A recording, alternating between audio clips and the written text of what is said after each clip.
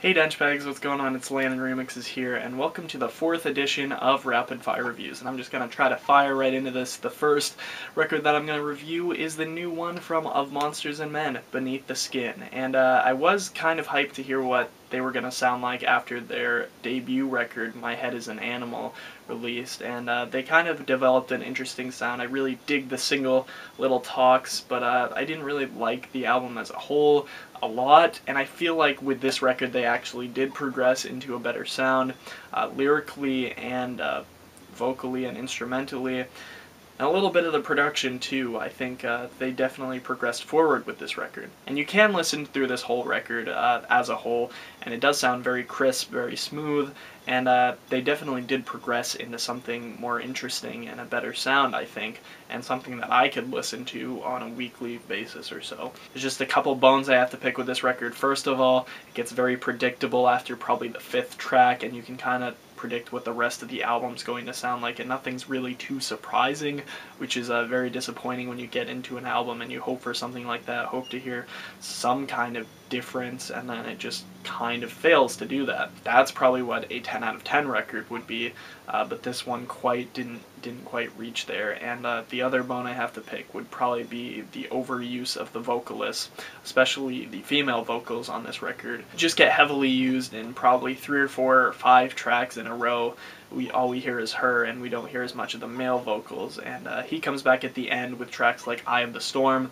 But I'd probably have to say my favorite on the album is just probably the first couple tracks on this one. And overall, it's a fairly enjoyable listen, but like I said, it does get a little predictable. I'm going to give this one a 6.5. The next is the newest attempt at an EP from the Glitch Mob.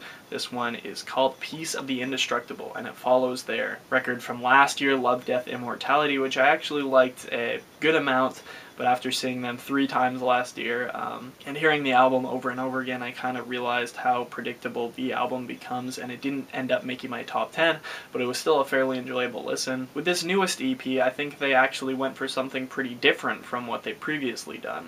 While their last album, Love, Death, Immortality, seemed to follow Drink the Sea in progression-wise, this one steps in a completely different direction. On tracks like Head Full of Shadows, we get a slow starting progression leading into some heavy, awesome droppage, and you'll have to listen and know this. I definitely wanted to get up and pump around to this track. Tracks like Better Hide, Better Run follow a very similar formula to the previous, except this time with vocals, and hits very hard, and the final track on this EP slows it down a little bit, and that's kind of the only thing I really did dislike about this EP is this last track. Although I don't think it was produced bad, it's just kind of a little letdown, and when you're on an EP you don't really need to make a closer track per se, although it is nice if it's a fairly longer EP. This one's only 3 tracks, so I don't think there was really a need to let down with a slower, more ambient outro, and that's what we ended up getting, so wasn't really crazy about that one. When referring to the EP, I'm going to end up giving this a 7.5.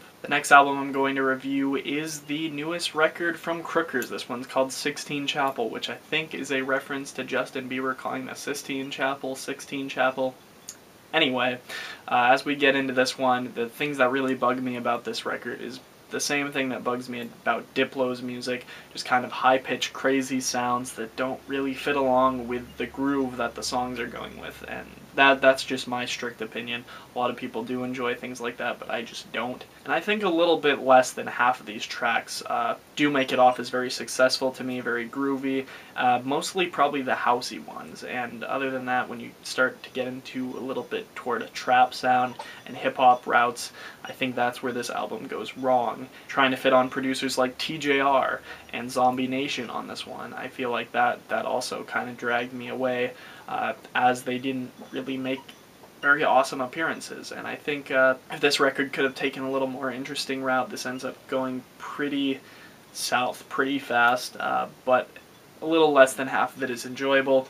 I'm going to give this one a solid 4. The next one I'm going to review is the debut EP from Steerner and Martell. This one's called Son, and although I don't really have a problem with Steerner, he's actually one of my favorite producers around, for house at least. A lot of his sounds, especially with Martell, seem to kind of copy where Avicii was going, and that's what I can't give a very high rating. Although these songs are very catchy, especially the middle track, Crystals, which I think is probably the most unique on this one, tracks like Son just seem to copy a very strict Avicii formula. Although all of these tracks are fairly different, they end up kind of just blending in too well and kind of sounding like they were just Avicii rejects. And although I do love Steerner and I love his melodic pieces, a lot of his collabs with Martell, such as Sky and things like that, end up just sounding too much like Swedish House. And although they are Swedish House producers, there's no need to just kind of repeat what they've already done.